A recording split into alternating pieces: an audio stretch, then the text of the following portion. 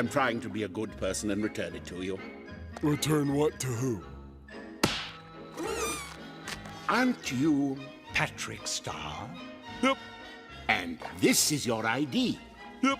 I found this ID in this wallet. And if that's the case, this must be your wallet. That makes sense to me. Then take it. It's not my wallet. Ah! Aren't you Patrick Starr? Or are you Patrick Starr?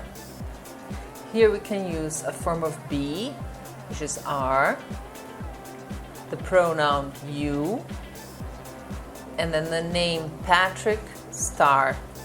I found this ID in this wallet. This is a demonstrative for singular and something that is close.